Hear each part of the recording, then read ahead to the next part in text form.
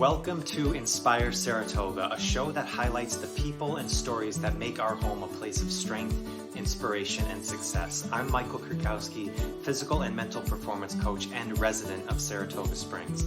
And in this show, my mission is to connect with the great people who also call this place home, hear about their work and what they do for this town, and share their insights and experiences in health, wealth, and happiness for you, my neighbors. Thank you for joining me wherever you are in town.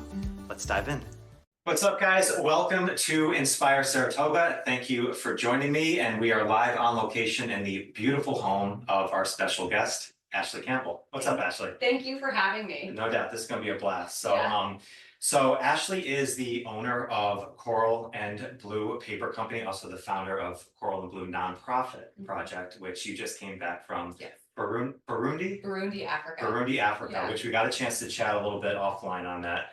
I'm pumped to dive into it, but again, thanks so much for joining me. Thank you. Yeah, so again, the goal of this podcast was there's so many cool things that are happening just in our hometown with people who are doing really inspiring things. And I got a chance to meet you a while ago now when you first came into my studio. And from then, I was really inspired by the work that you were doing with stationery and getting kids to write. So we're going to dive into it and just find out a little bit more about you. Okay. So to kick off though, I mean, how long have you been in Saratoga? About 10 years. 10 years. And what brought you here? Actually, my husband's family is from here, so we've lived all over. He was in the entertainment industry for a long time, Okay. and we would come up here because he had a family camp up here, and I just fell in love with Saratoga. And so he switched jobs and got a job at Skidmore, and we just thought, let's settle. We both love this town. Okay. What was it that you loved about this town? Like, was there something first that kind of popped up, or was it just more of the vibe, like the ambiance? I grew up between the South and the Washington, D.C. area, and I loved the mountains. And I loved how there could be this beautiful, vibrant town, but surrounded by the Adirondacks. Mhm. And it just seemed like it was thriving. Like when we came here, everybody was outside. It was just fun. And I thought, I'd never really seen anything like it. Really? Okay. Yeah. So what is something that, like, maybe if people haven't been here before, something like that, and you would say, like, this is how you would describe Saratoga, like what's some of the adjectives or things that you would say about Saratoga that maybe most people don't know about? Oh, yeah. I mean, it's always thriving. And so I think a lot of people think of it as just like track. Maybe if they don't know Saratoga, they think, oh, it's like a resort town. You know, maybe it's not as busy. I love the fact that it's busy all year round. And so the track obviously brings in tons of people. But when the track is gone, this town is thriving year round. Yeah. It's interesting, like people said that before, I'm like asking me about Broadway and going for walks. I'm like, it never feels that different to me. There's always people outside and like getting out, especially if you go towards some of the more popular spots. There's a quaintness to it. There is. It always reminded me of, you ever go to Newport, Rhode Island? Yes. Yeah, I had cousins that lived there, and it had like that same like inside of a Charles Dickens novel. It does. A little bit. Yeah. It's got that just little bit of like that old school feeling. Like a Norman Rockwell kind of thing. Exactly. Yeah, and you're right. Like, and the connectedness of the community I love that too. Yeah. All right. So getting into Coral and Blue. Okay. Yeah. So we talked about, I personally am such a huge fan of writing, and a lot of the work that I've been doing is on specifically teaching kids to write. Yes. What was the inspiration to start Coral and Blue? I created it out of necessity for myself. My inspiration was necessity for my own children at first. So it was important. I grew up having to write thank you notes and making sure that, you know, whoever sent me something, we sent a thank you note for it. And so wanted my kids to do the same thing. But in trying to find some stationery for them when they were kindergarten through 4th, 5th grade, all the stationery was just too small. And people who have kids know that fine motor skills aren't quite as developed at that age, and they usually they have like large handwriting. Right. So grandma and grandpa sent them a gift, and they can't write dear grandma and grandpa on a little piece of paper. They just can't do it. So for the longest time, I was ripping out larger sheets of paper, taking a ruler, drawing lines on it, taking some of their artwork from school, attaching it, and then they were sending them out that way. So they had space to write, lines to draw on.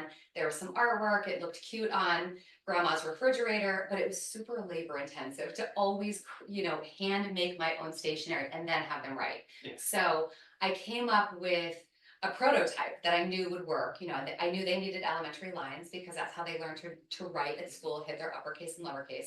And the name of the company came from the colors of traditional elementary lines, which are sort of that Nantucket red and blue, coral and blue. Yeah. I knew they needed space, so they're almost 9 inches across, and I wanted a place for them to be able to get creative. So I wanted them to be able to write, express gratitude, so it started with thank you notes, avoid writing frustration, be able to express themselves creatively and also just on paper, and send that in the mail. And so one thing people always ask me is they're large and they're really made of nice paper. Do they mail with one stamp? And they do. Yeah. So, You said in an interview I heard is that it's founded by a mom who needed this. yes. Tell me more about that. Like, what does that mean to you? I mean, that was me. Yeah. I was like, I need something. So I actually went to a local bookstore here and I said, do you have children's stationery? And they said, oh, we have, really cute things downstairs with like little rabbits on it. And I said, well, I'm thinking about the inside, like something that's user friendly for elementary schoolers. And they said, well, we have, like sheets of paper that they could rip out that have elementary lines. And I'm like, no, I want formal stationery. I want it to be beautiful also. I want it to be real stationery. So they didn't have that. And she said, I've never seen it. I've been in this business for a long time. I haven't seen it. So I came home, I looked on Amazon, Etsy. I could not find what I was looking for. So I just kind of drew it up myself. I went to a local printer.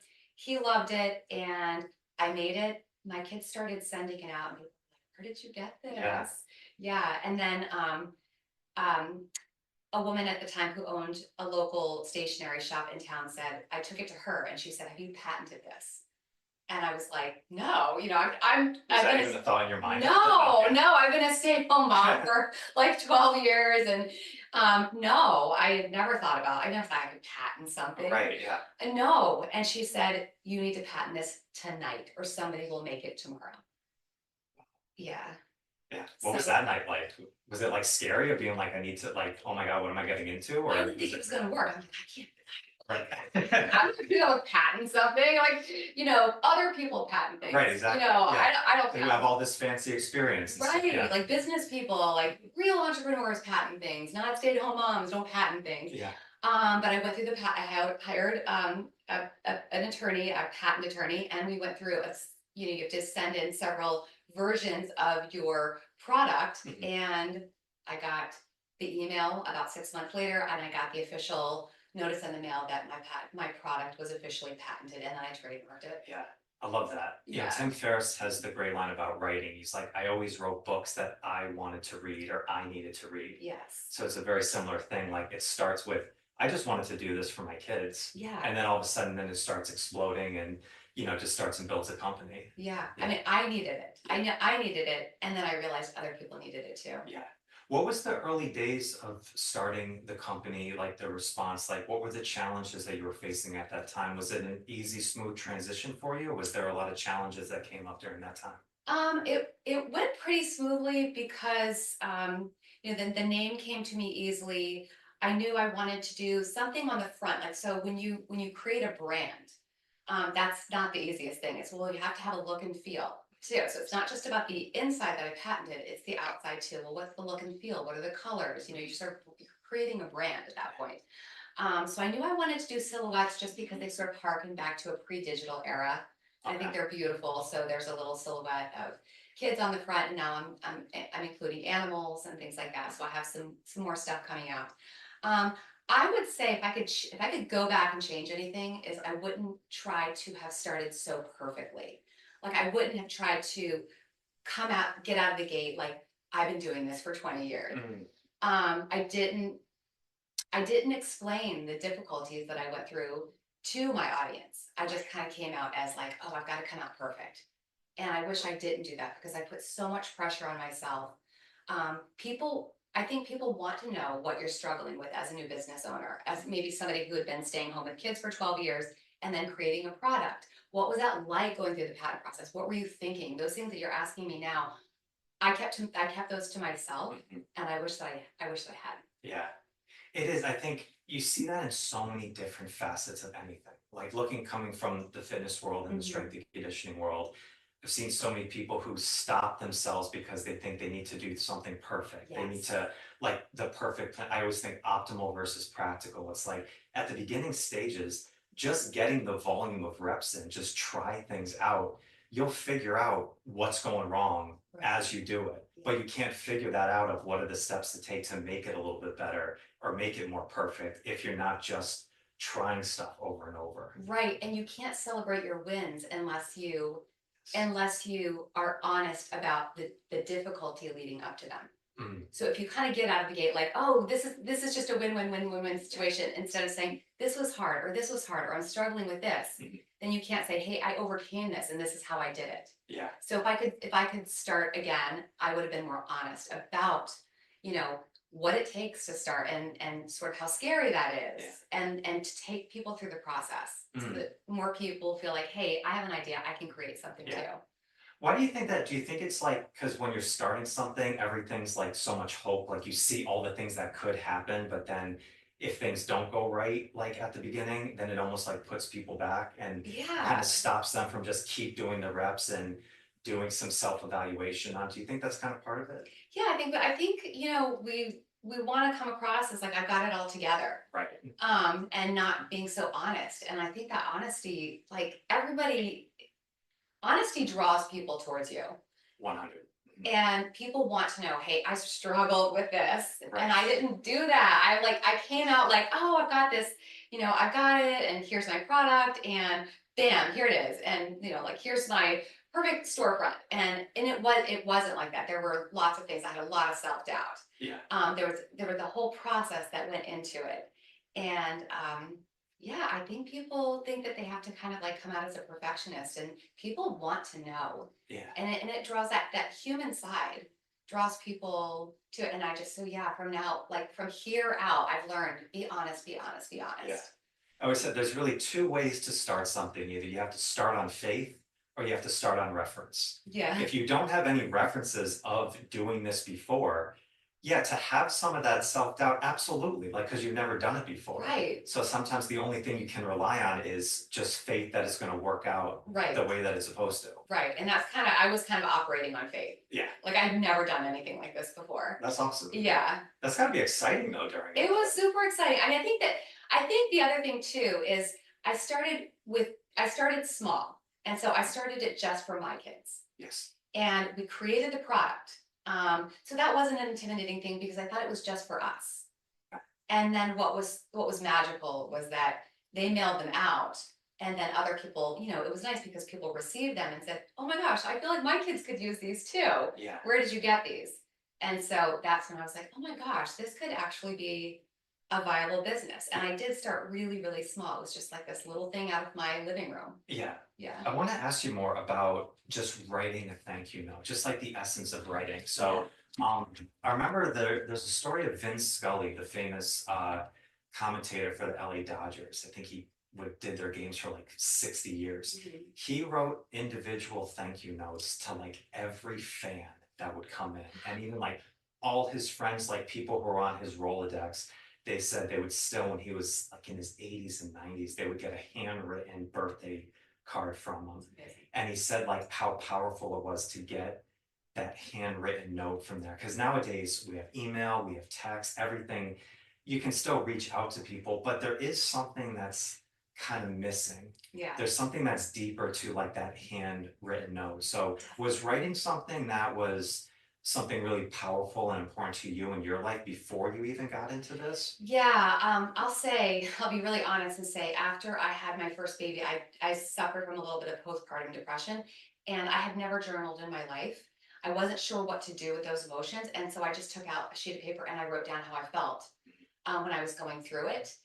Eventually, I came through on the other side, but writing down how I felt and just putting it on paper.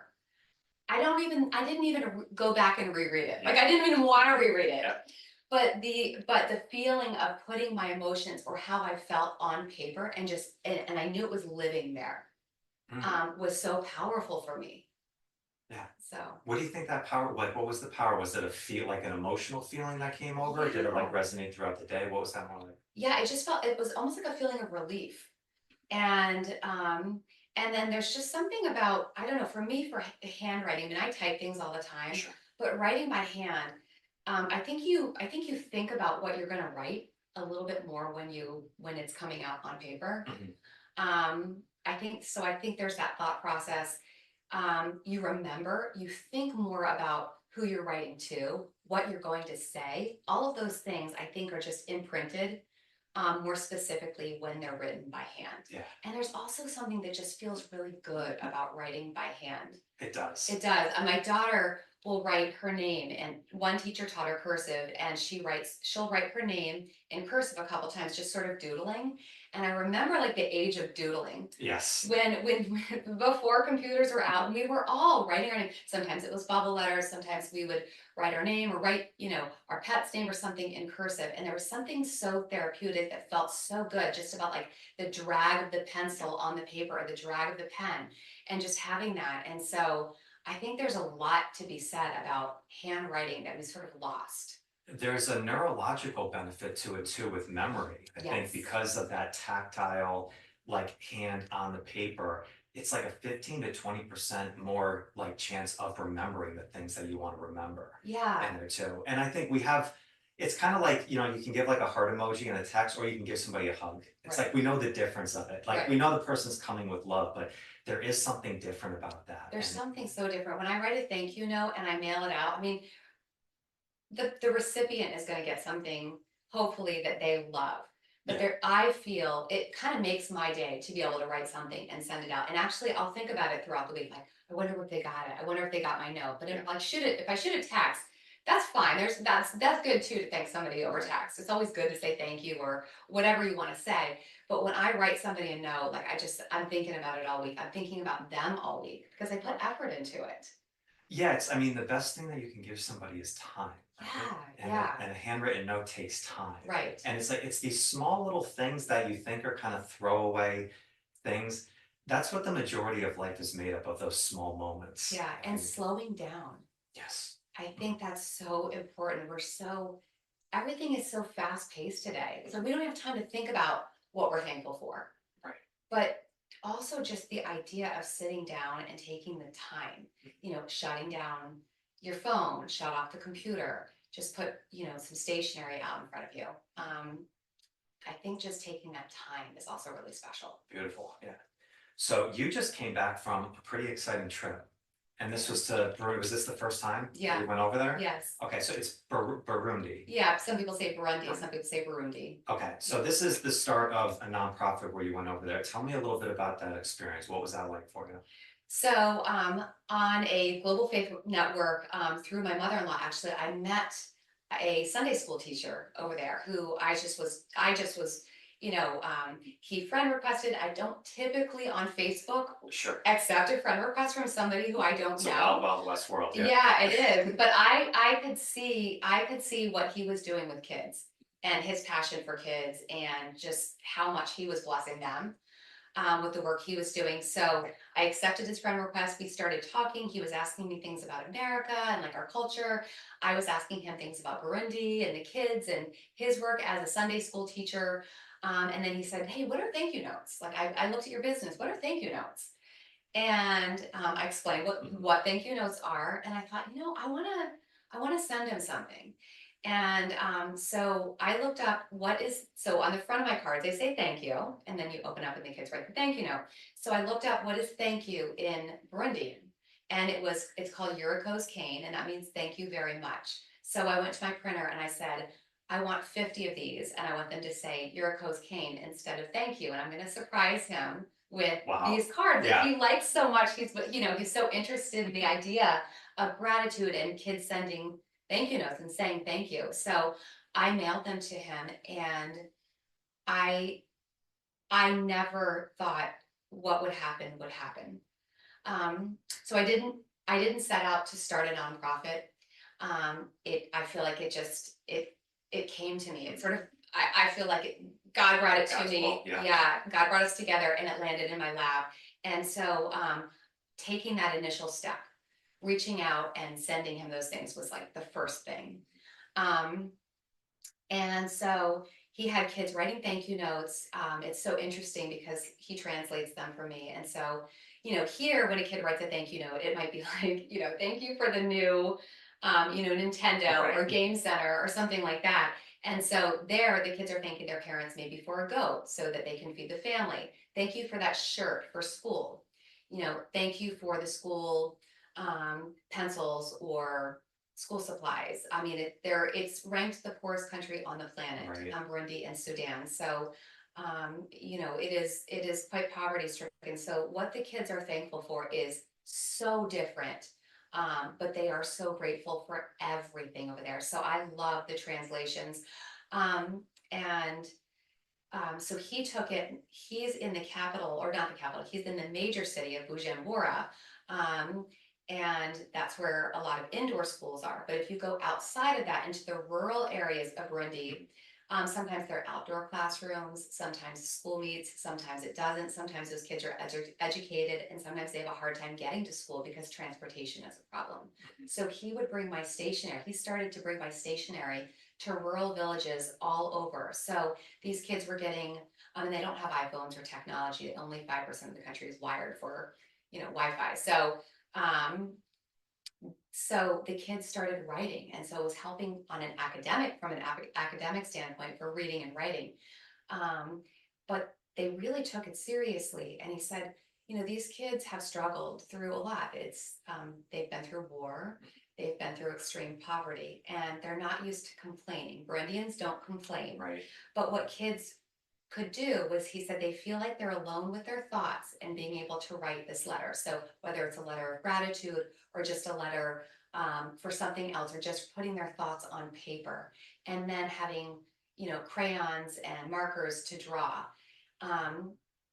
he said was so therapeutic. And then he had the brilliant idea of saying, hey, if anyone wants to share their letter or who they wrote to, stand up in front of the classroom or stand up and share it. And then came the component of human connection and saying, hey, I've been feeling this way, so is this person feeling this way.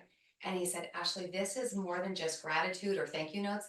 This is helping to heal trauma. And so that resonated. I came from some childhood trauma myself. So when he used that word, I thought, wow, this is way more powerful. What he's done with this, and what we've, now we're doing together, is way more powerful than just a thank you note. The idea of writing your thoughts on paper, art therapy, and then sharing and human connection, the whole thing together is what we're doing over there. Yeah. I mean, that's as powerful as you can get. Yeah. It's so hard to have a perspective if you haven't seen something. It. So I knew I needed to go. We started at sort of COVID time, so I wasn't able to fly. So I just got to go over there. We served almost 1,000 kids. We went to lots of different rural villages.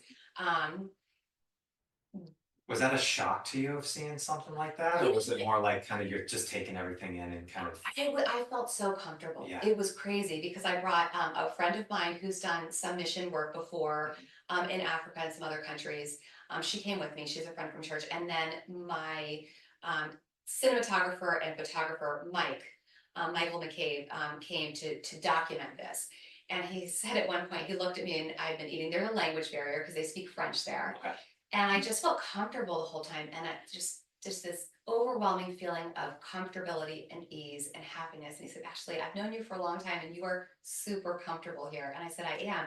These are just, everybody was so grateful, so loving. They were so excited to write and draw.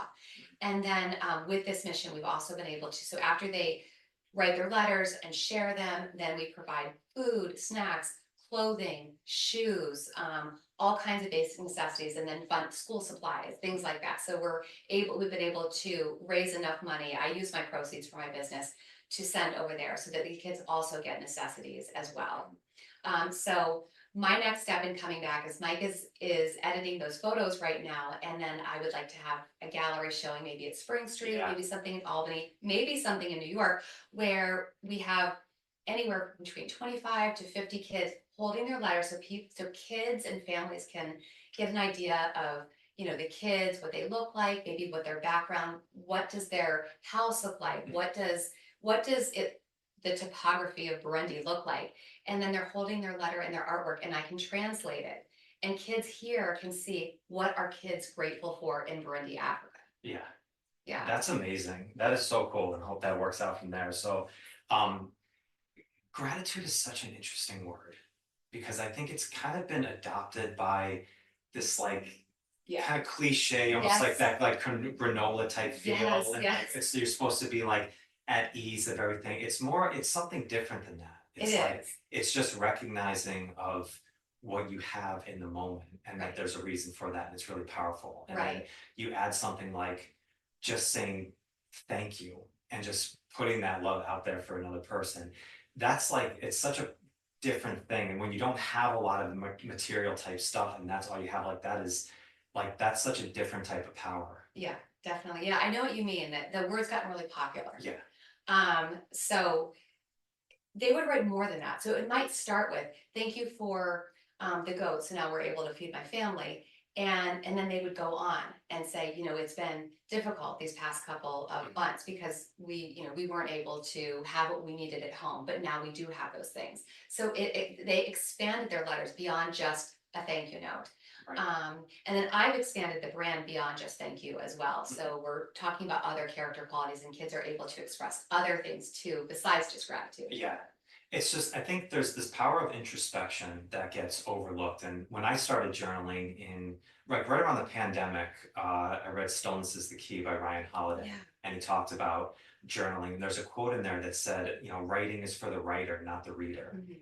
And I think oftentimes people go into a journaling thinking that they've read a lot of books, that somebody's going to read this at Right. one point. Like it needs to be perfect punctuation and all this other stuff. It's like, no, you could just write some bullshit and Yeah. like just let it go out. I've written things that I can't even go back and read because it's such sloppy Right, handwriting. right. It's just getting stuff out, but that opens up another just doorway into some more clarity in Yeah. there. But you can't, it's just like getting the reps and just like starting a business, like just start doing Just it start doing and it, and it figure out where doesn't it need, goes. and it doesn't have to be perfect. Yeah. You're thinking, so many people, I've asked people, what does prevent people from writing? Typically it's, I don't have my supplies. Yeah. So that's another thing that I want to. There's always barriers, yeah. Yeah, and so I have a little, I call it my note tote, but I have a little, it's got stamps, pens, address book, and stationery in there. So I just kind of keep everything in one spot. So that's another thing that I'm thinking about making for people. But also is I don't know what to write, or what if it doesn't sound good, or what if it doesn't look good. People don't care who get it. They're just so happy that you thought of them. Oh yeah. And so it's not about perfection. It's not about perfection. Yeah. It's just about writing, like you said. It's just giving time. It's giving time, Yeah. and people know that somebody sat down and took time to write this. They're not looking for the perfect thank you note. They're not looking for perfect handwriting. Yeah. That nobody's worried about that. But I think we think people are worried. Like, oh, what if it's, what if my handwriting's sloppy, or what if, my sentence is not structured perfectly. People don't care. I know.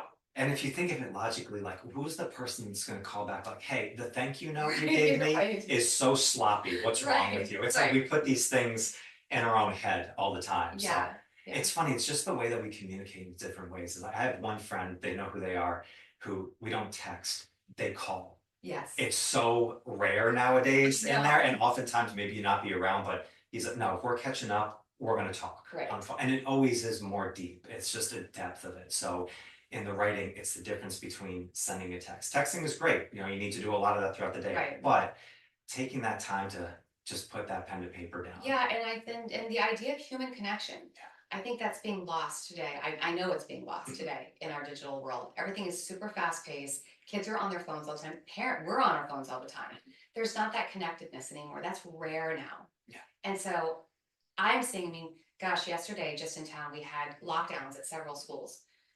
What is going on where kids are not feeling heard, they're not feeling seen, maybe they have emotions that they're not able to get out. There's so much input coming in, right, from social media. Yes. They're getting so much input from TikTok, from Instagram, things like that. The output, I feel like, isn't real output. It's output, let me look a certain way, or let me do this. It's not It's real. a filtered output. It's a filtered output. So that's what our kids are dealing with today. And then when they get home, a lot of times parents are working, that's fine. But even as parents, I'm guilty of it too. I'll be on my phone. Sure. And so then there's not even enough connectedness when we get home. So they might have felt disconnected during the day, and then it's, and then it happens at home, and parents are guilty of it, adults are guilty of it as well. Yeah. So, I think human connection is the key for me, at least. Faith and human connection for me moving forward are things that I want to focus on with the brand in Portland Blue. Right. And I think the way to start it too is structure just that set time to practice it, right? It's like, because as adults too, I'm thinking as kids it's huge, but as adults too, we're all on our phones all the time. Like it's just how the things are go. They're built for us to keep going back to them. So to think that you're just going to be perfect and like not do that or ridicule yourself when you do that, like that's just fighting the losing battle. Just to start with, yeah, if you structure out 10 minutes or 15 minutes, all right, we're gonna sit down and just write right now. Just put it in. It's just like starting a new exercise program. Like just structure some time in. It really doesn't matter, just coming from my experience, it doesn't matter what you do. Like everything's gonna work in many ways. Right. Just put the time in and just build it into the pattern and the habit. Yes. So it's and I love that you're doing it with kids to start with. Just because if they start in there and they're a sponge to just building their neuroplasticity, this will resonate. It will resonate, and I'm hoping, and with creating the other cards and I'm also working on journals and things like that, just so kids can get their emotions out. And then we're working on a little day planner for kids with a journal section and an area where parents have like little prompts and questions where they can connect with their kids before they go to bed, just so that there's that built-in connection there. So kids are going to sleep at night talking and writing. And I really feel like that's going to help kids sleep. Sometimes they're on their phones late at night, put the phone away, talk, write something out. I'm glad you're doing journal, because I was going to say you have to start doing journal so I can get those out. That's beautiful. The other thing I was going to say too, when you mentioned time, is sometimes I've found as a mom, it's really hard to find the time at home to sit down. So oftentimes I would take my thank you notes, like I had a bunch of them. I would either take them to the library with my kids, or we'd go to a coffee shop. And I felt like getting out of the house sometimes that can help too. So I was like, man, I want to create a time and a space for people in Saratoga to be able to get away and write. So at the last Thursday of every month at Scallions, they were gracious enough to open their doors early at 4 o'clock. They usually don't open for dinner until 5, but from 4 o'clock, I have their private room from 4 to 6, and I bring stationery, stamps, pens, pencils. People can come in and order, a drink or something like that. And it's so simple, but it's just 2 hours for people to do nothing else. If they want to chit chat and write 2 notes, they want to write 1, or we have people that come in and they might write 5 letters or notes. So if they have happy birthdays to write, thank you notes to write, or if they just want to write to their grandchildren, or somebody wants to write to their parents or to their kids in college, it just is a special time and place where you don't have to worry about the dog barking, the dishes, anything like that, just carving. That's where just the environment stuff. Just the environment. And that's called Well Noted, right? It's called Well Noted Saratoga. And when is it again? The last Thursday of every month. At Scallions. At Scallions. Beautiful. Oh, that's awesome. Okay. It's been really fun. Awesome. All right, so I've got some rapid fire questions I want to close out here, just to have, just first thing that comes to your mind. All right, first, go-to movie you can watch over and over again. Rocky 1. Perfect. Do you like that movie too? Oh, it's the best. It's the best. Yeah, that is that's a sick movie. Like when you're sick and you don't feel good, that's one that you can throw in. It gets you so pumped up, and I love, and like he was like the underdog and the humility. Yeah. He relied on his faith. He was kind. He had all those kids following him. So like I feel like there's that connection aspect of it too. His work ethic, and then of course like the fight scenes are just there's just the like best. crazy. Oh, and that song comes on. Yeah. Everybody runs. I also like Rocky 4 too, with what's so interesting, Rocky 4. So that guy's, the Russians have all the technology. Yes. And Rocky's going back to the basics. He's bare bones basics. So I like 1 and 4. Oh yeah, he's running up that snowy hill, all that good stuff. Yeah. So, all right, favorite restaurant in Saratoga? Scallions. Beautiful. Sweet or savory? Savory.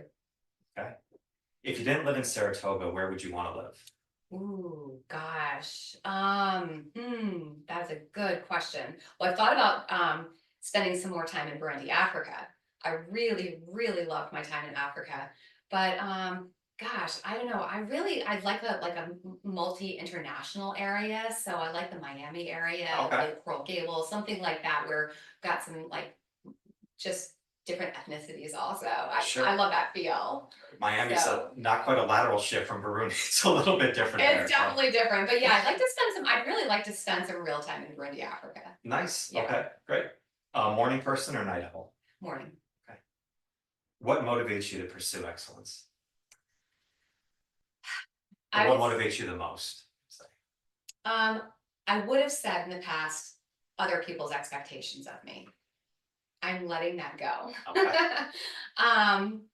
And what motivates me is where do I feel like change needs to happen and how can I contribute to that? Because I think I've sort of stumbled on a way to help contribute to it. So now it's like,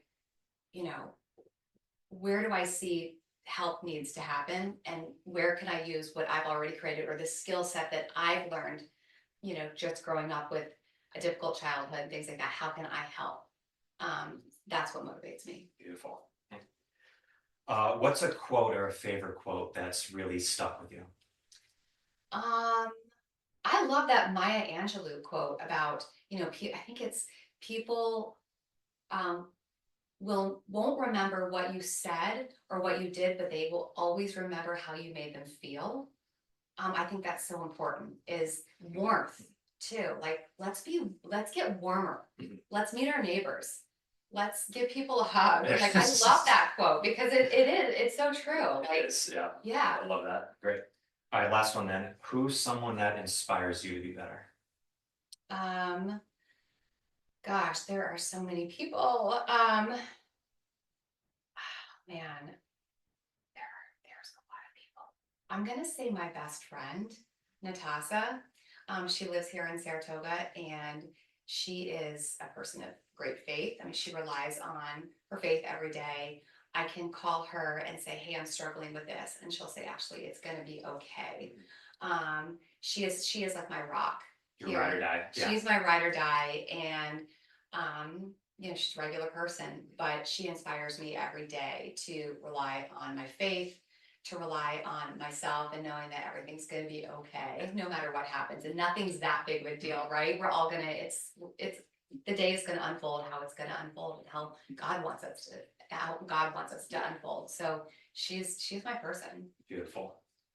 Ashley, thank you so much. This has been a blast. I love all the work that you're doing from not just the business, but the nonprofit and just the inspiration and just bringing people back into writing, which has always been a personal love of mine. So the fact that you're doing it through businesses, this is absolutely great. So thank you so much. Thank you so much. This has been great. Absolutely. So if people want to check out more of what you're doing, follow your work, what's the best place that they can go and check you out? I'm on Instagram and Facebook at Coral and Blue Paper Co. So the colors, Coral and Blue Paper Co. My website is coralandblue.com. And so people can email me through that as well. So people want to get involved or have questions, my email address is on my website. Beautiful. Yeah. Awesome. Thank you so much. So thank you. Thank you guys for following. Check the show notes for all those links that you can follow Ashley, and I'll see you guys next one. Peace. Thank you for joining me today. I hope you got some great value from this episode and a little more insight into some inspiring work happening right in this town. If you want to know more about our guests' work and check out more of what they are doing, please click on the links in the show notes below. And along with that, check out the direct link to 5-Minute Mindset. This is a 5-minute video that gives you the 2 best practices that you can do every day in 5 minutes that will create a major impact in your mental strength and resilience. If you are on your own mission to become physically and mentally stronger, these practices will be a serious game changer for you. Seriously. Thank you again for joining me today. I'll see you on the next one.